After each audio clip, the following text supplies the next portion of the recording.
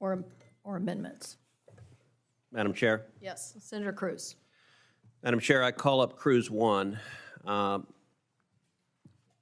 One of the top priorities of Texans and many Americans is ensuring that America is energy independent and energy dominant.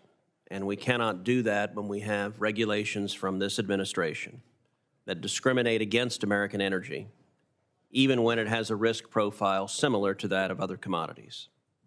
In Texas, we proudly produce the most oil and natural gas in the country, followed by states like Pennsylvania and West Virginia. I cannot overstate how important it is to Texas to keep this country and the world moving. That energy, however, does not magically move around the country. It has to be transported, and there are only a limited number of choices. It can be transported by pipeline, by vessel, by rail, or truck. We move many hazardous commodities by rail, including liquefied petroleum gas, liquefied hydrogen, liquefied ethylene, but not liquefied natural gas. And not anytime soon, because the Biden administration believes LNG consumption undermines their Green New Deal climate alarmist agenda. That's why in 2021, the Biden administration suspended a rulemaking that would have allowed railroads to transport LNG, subject to certain safety requirements. This is a huge problem for transporting energy because investing in the tank cars and facilities for moving LNG by rail is expensive and time-consuming. Additionally, LNG providers have to enter into long-term contracts with buyers to ensure that it's profitable to make the investments to transport LNG. By creating regulatory uncertainty, this administration has effectively pocket vetoed the movement of LNG by rail. This is despite the fact that there are fewer hazmat incidents by rail than there are by truck, by a large degree. In fact, the Federal Railroad Administration's website currently says, quote, "Rail transportation of hazardous materials in the United States is recognized to be the safest land-based method of moving large quantities of chemicals over long distances." That's not to say we shouldn't move commodities by truck as well. But if safety and prosperity are our goals, we must recognize that Americans will be both safer and more prosperous after enabling the transportation of all energy commodities, including LNG. Just to provide one example of where it could be useful. Massachusetts currently imports natural gas through the Everett terminal in Boston from countries like Algeria and Trinidad. That LNG is then shipped by truck across the state. My amendment would say that American LNG, rather than foreign LNG moving on our highways, could be shipped safely in new tank cars that meet strict safety standards. And this amendment is designed to improve safety in three ways. First, it would update the tank car requirements for all cryogenic liquids, including LNG, satisfying a safety recommendation made by the Transportation Research Board. Second, it would require between 5 and 8 buffer cars between the locomotive and a cryogenic tank car carrying LNG, providing space between the crew and the first tank car. Third, it would shift some of our LNG off our highways where it currently travels, particularly in blue states that prevent the construction of pipelines. This amendment would also provide regulatory certainty for the movement of all Class 2.1 cryogenic liquids by imposing a non-discrimination requirement. Whatever the rules are for moving other flammable gases by rail, the same rule should apply to the movement of liquefied ethylene, liquefied hydrogen, and LNG. With our allies right now starved for energy and our adversaries capitalizing on it, it's past time to set aside the alarmist rhetoric of the radical left. We all know that the major reason CO2 emissions have declined precipitously in the United States is because of increased natural gas production. If you care about the environment, increased natural gas production shifting away from coal is enormously beneficial to the environment. We should allow American energy products to move in the same terms as all similar commodities that are essential to modern life. And I would note this is not a partisan amendment. In fact, I'm pleased to have worked on it with one of the major railroad unions, Smart Transportation Division. The people whose lives depend on the safe movement of freight by rail clearly see the benefit of safely transporting LNG on their trains. We should listen to them. We have to transport products that can be dangerous but necessary for life. For example, chlorine is typically shipped by rail for cleaning our drinking water. We can have a fair debate about the proper rules for moving hazardous gases, but we should not draw arbitrary distinctions between American energy products and other commodities. And let me note, the proponents of this bill suggest that it has nothing to do with energy. But I would note that this administration, and in particular Secretary Buttigieg's agency, is staffed with radicals who hate American energy production. This bill directs those radicals to engage in rulemakings. If they engage in rulemakings, here's what we can anticipate. We can anticipate rulemakings designed to dramatically drive up the cost of transporting American energy in the United States. That is their political agenda. The consequence for consumers, if that were to happen, would be paying much more at the gas pump every week when you fill up your truck or your car, would be paying much more to heat your home, would be paying much more to live ordinary lives. Given the ravages of inflation, empowering radicals to attack American energy production and perversely make us more dependent on foreign energy is counterproductive. Now, I offered to the proponents of this bill to include this amendment in the bill, which I think would dramatically enhance the chances of passage of the bill, both in terms of getting 60 votes on the floor of the Senate, but also significantly in terms of being likely to pass the House of Representatives. But unfortunately, at least to date, the proponents have declined this offer. Given that, I cannot support the bill, but at the time I'm going to offer, and now I'm going to withdraw the amendment and not call for a vote right now on this amendment. But I will say this: if the proponents want this bill to pass, I am more than ready to work with them. The proponents claim this is not about discriminating against American energy, where there's an easy way to do that, which is to make clear it's not going to empower the administration to discriminate against American energy. Now, I have a second amendment as well. Do you want me to do that? Yes, thank you. All right, I'd now like to call up Cruz 7. Cruz 7 would delegate, or rather, this bill would delegate expansive rulemaking authority to Secretary Buttigieg. And I believe it is critical that the safety benefits of each new rule or regulation exceed the costs.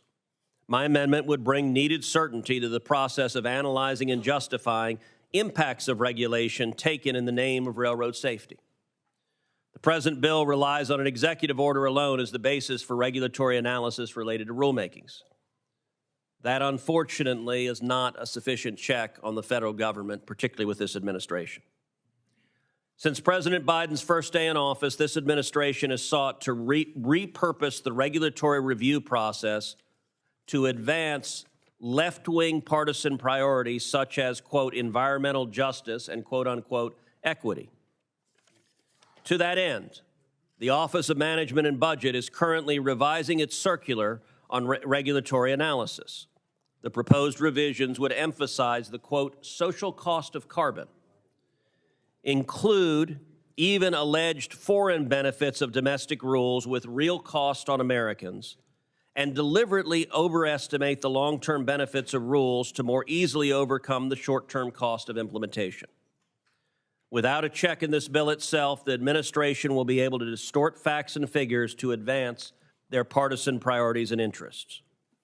I think it's essential to consider the quantifiable benefits, especially with a focus on safety, for every new rule arising from the bill. But if the costs exceed the benefits, then a rule is more harmful than it is beneficial. These principles are fundamental. When government requires railroad to adhere to new rules, they should be cost-effective in advancing safety. My amendment would ensure that the Secretary of Transportation only issues rules, requirements, and regulations under this act after determining that the safety benefits of such actions exceed their costs that are borne by American consumers. And I urge my colleagues to support this common sense amendment. Opposing the Cruz amendment, I dispute the idea that the regulation in this bill is burdensome. I'm not alone. Many organizations representing customers of railroads have issued statements in support of this legislation. These customers are sophisticated businesses and know what may occur as the result of this bill. However, preventing derailments and keeping their products safe is also very important to them. The major rulemakings under this bill are subject to the cost-benefit analysis contained in Executive Order 12866, which was issued by President Clinton in 1993 and used by both Democrat and Republican administrations.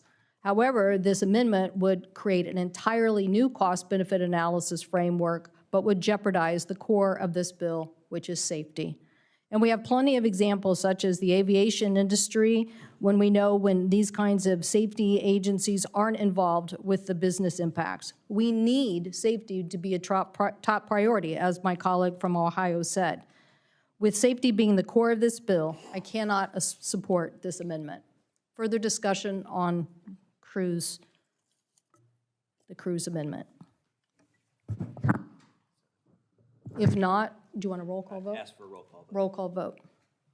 Ms. Klobuchar? No. Mr. Schatz? No. Mr. Markey? Mr. Peters? No. Ms. Baldwin? No. Ms. Duckworth? No. Mr. Tester? No.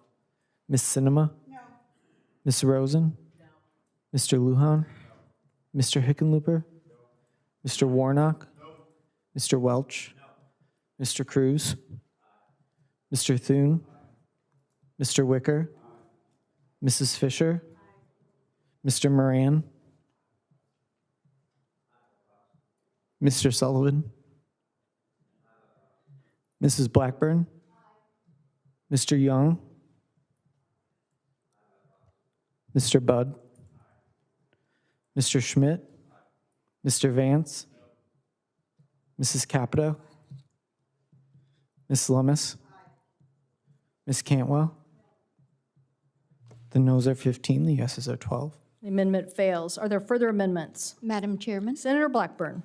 Thank you, Madam Chairman. I want to call up Blackburn 1. And this is an amendment that does deal with safety. You have said safety is the core of this bill, and I think this amendment would strengthen the bill. Now, the current regulatory structure at the FRA makes deploying new technologies very difficult, while the existing waiver program has been grounded. In one recent example of this, the FRA refused to extend a waiver to allow a Class 1 railroad to expand its use of new technology despite a 90% improvement in safety outcomes. This action was so egregious, a court found the agency's actions to be arbitrary, vacated the decision, and sent it back to the agency. In fact, Secretary Buttigieg called on the freight railroads to deploy new inspection technologies like automated track inspection to keep the nation's railroads safe. It shouldn't be this hard to improve safety through new innovative technology. That is why my amendment will allow railroads to submit a safety innovation plan as part of the Railroad Risk Reduction Plan. Once approved, the railroad would be free to pursue these innovative approaches as long as it demonstrates an equivalent or better level of safety. By supporting innovation in new technology rather than relying on outdated standards, we can accomplish our goals by achieving the highest level of rail safety. Again, if we truly want to say the focus is on railroad safety in this country, we ought to consider new technologies that will speed the process of getting us there. Thank you, Senator Blackburn. Opposing the amendment, I think I come from one of the most innovative states in the country, and I like innovation. But it doesn't mean that innovation can be a substitute for safety regulation. The regulators still need to do their job. We saw with the MAX 737 what happens when safety regulators don't do that. So I want to be clear about what this amendment does. It allows the railroads to show the Secretary that they have information and data and technology and that the secretary, using only some of that data, would then approve the plan for moving the railroad forward. So I am pro-technology and I am pro-innovation, but we still need to have a regulatory process in which the oversight exists with FRA and others to look at the instances of what happened in East Palestine and to make sure that we're implementing safety regulations. So I urge my colleagues to oppose what I think would gut the underlying authority. Clerk will call the roll. Ms. Klobuchar? No. Mr. Schatz? No. Mr. Markey? No. Mr. Peters? No. Ms. Baldwin? No. Ms. Duckworth? No. Mr. Tester? No. Ms. Sinema? No. Ms. Rosen? No. Okay. Mr. Lujan? No. Mr. Hickenlooper? No. Mr. Warnock? No by proxy. Mr. Welch? Mr. Cruz? Aye. Mr. Thune? Aye. Mr. Wicker? Aye.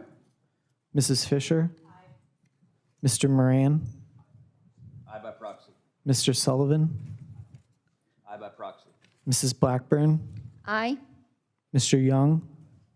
Aye by proxy. Mr. Budd? Mr. Schmidt? Mr. Vance? Mrs. Capito? Ms. Lummis? Ms. Cantwell? No. The noes are 14, the yeses are 13.